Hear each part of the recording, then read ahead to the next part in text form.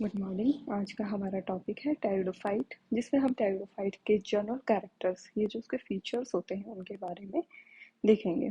Pteridophyte characteristic of feature of pteridophytes.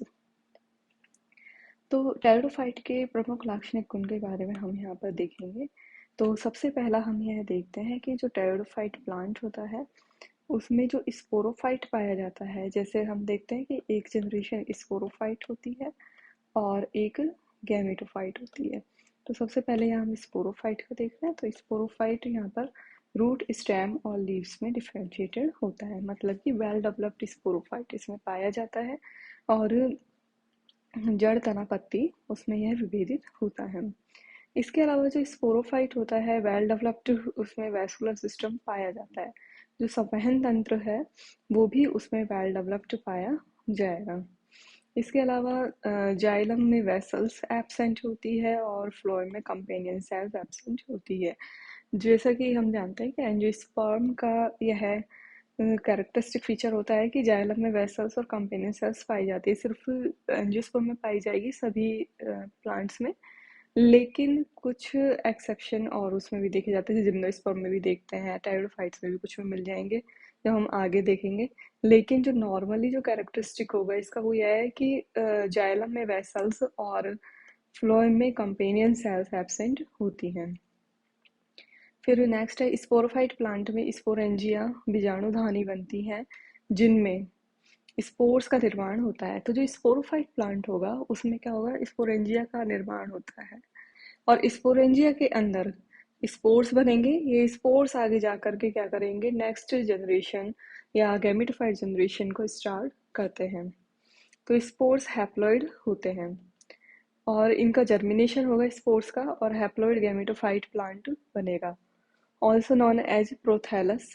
तो इसके कारण क्या होगा, जो स्पोर है वो हैप्लॉइड होगा। हैप्लॉइड मतलब नंबर ऑफ क्रोमोसोम, उसमें single set of number of chromosome पाया जाएगा।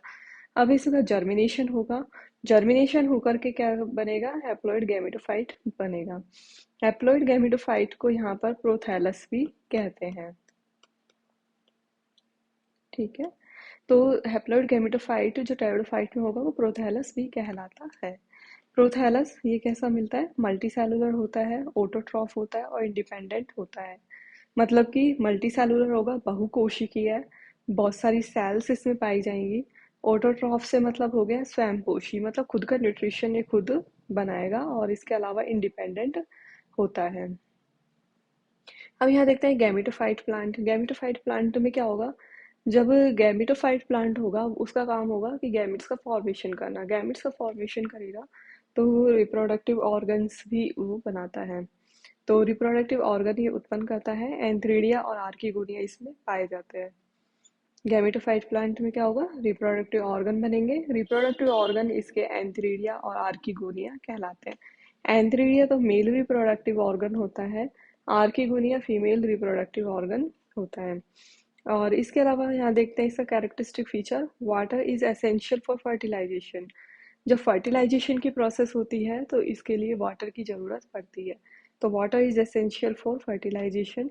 नेक्स्ट यहाँ देखते हैं फ्लावर एंड सीड नहीं बनते हैं, जैसा हमने पिछले टॉपिक में भी देखा था टेरिडोफाइट के कि यह क्रिप्टोगेम्स कहलाते हैं क्योंकि इनमें फ्लावर्स का निर्माण नहीं होता, सीड नहीं बनते, स्पोर्स बनते हैं।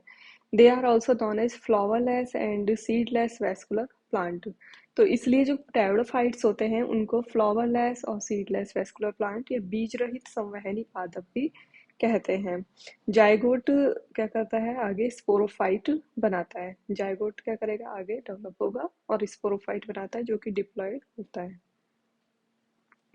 फिर यहाँ देखते हैं अल्टरनेशन ऑफ जनरेशन, दोनों इंडिपेंडेंट होती हैं। मतलब जो गैमेटोफाइट जनरेशन है वो कभी भी स्पोरोफाइट पे डिपेंड नहीं करेगी और स्पोरोफाइट गैमेटोफाइट पर, दोनों कंप्लीटली न्यूट्रिशन के लिए इंडिपेंडेंट होते हैं। स्पोरोफाइट जनरेशन यहाँ पर होती है जो लॉन्ग लिव्ड होती है और इंडिपेंडेंट होती है। और इसके अलावा जो गैमेटोफाइट जनरेशन होती है स्मॉल और शॉर्ट लिव्ड होती है। Thank you.